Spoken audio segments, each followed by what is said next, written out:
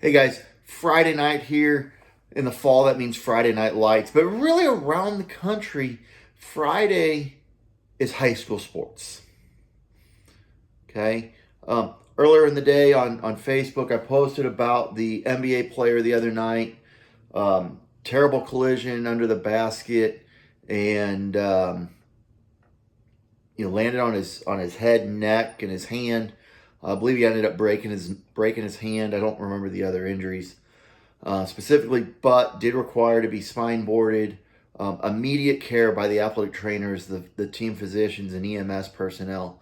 But again, my question on Facebook this morning about that was, what happens if that occurs at a high school basketball game or a high school volleyball game or a football game, whatever that might be, right? Again, I talk about Friday. Friday is all about high school sports. At our school tonight, there was boys lacrosse.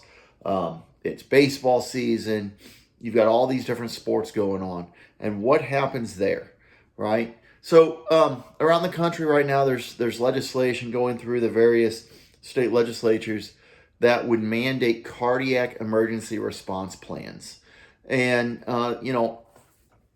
sudden cardiac arrest, leading cause of death in student athletes. So leading cause of death in schools around the country. It happens once every 3 days in American schools. Okay? So critically important. I'm all about that thing, as you know. I'm sure many of you've heard me talk about this before. I got Project Adam up here. This video is talking about developing and creating and running sudden cardiac arrest rehearsals. Critically important. I've got the Love for DeMar t-shirt on tonight because, DeMar Hamlin's case brought so much of this into every home around the country and around the world, right? Monday Night Football, January 2nd, 2023. But as we start developing these cardiac emergency response plans and things like that, it's a start. It is certainly a start, but it's just that. It's a start. And what are we doing about other medical emergencies? Okay, so let's talk about from a school perspective. What happens in a seizure situation? What happens with anaphylactic shock? What happens with an opioid overdose? Okay, those are all medical emergencies just as well. From an athletics perspective, we have all of those. We have spinal trauma, concussions, and the seriousness of concussions or beyond concussion, right? With significant brain injury, orthopedic injuries. But we're starting with cardiac emergency action plans or cardiac emergency response plans when realistically we need emergency action plans. And emergency action plans encompass all of these things.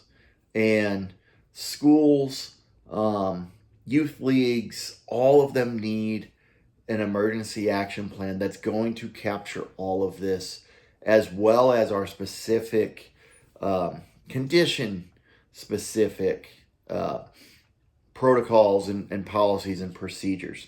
So, I think it's a step in the right direction. I was just reading, and what really spawned this tonight was Illinois legislature looking at mandating CPR and AED certification for coaches.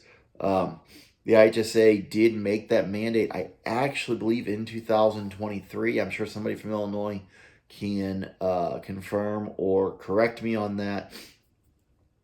But what about junior high sports? What about middle school sports? What about youth leagues? And so, okay, now we require that training, but what about rehearsals? And so that's going to be our next step. And again, this video I have paused behind me is talking about rehearsals in the school environment. We also need that rehearsal in the athletics environment.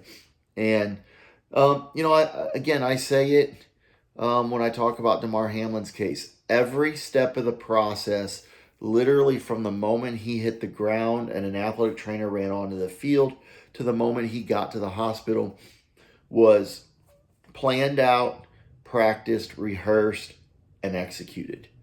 Okay. The NFL requires that every year in both their practice facilities and in their game facilities. Um, the NHL probably, all these different leagues, they mandate this stuff, and you're starting to see more of it become public. Um, but again, let's think about that from the high school perspective. Let's think about that in youth sports. I asked the question, if Damar Hamlin, if that incident happens at your high school, what happens? All right. This basketball player in the NBA the other night goes down with a head injury, a neck injury. That happens at a volleyball match. That happens in a soccer game. Whatever. At the high school level, at youth sport level, what happens? Who's providing that care? And what does that plan look like? And parents, I really encourage you to start asking those questions. Yeah, it's really important to know you're going to wear a Nike uniform, an Under Armour uniform, whatever that might be. But it's even more important to know where the AED is, who is responsible for medical care, and what the emergency action plan is. So, Friday Night Lights, Friday, this is tonight's Hopper Hot Take. Let's take these steps, let's build on them, let's create our emergency action plans so that when emergencies happen, we're prepared to handle them as appropriately as we possibly can, give our athletes a fighting chance, and protect them. They are our future, and we need to do a better job of protecting them. And again, whether that's in athletics, whether that's in the school, whatever, create an emergency action plan, practice the emergency action plan, rehearse the emergency action plan, execute the emergency action plan. Critical, critical, critical. You guys have a great night. Have a great weekend. That's tonight's Hopper Hot Take, and we'll talk soon.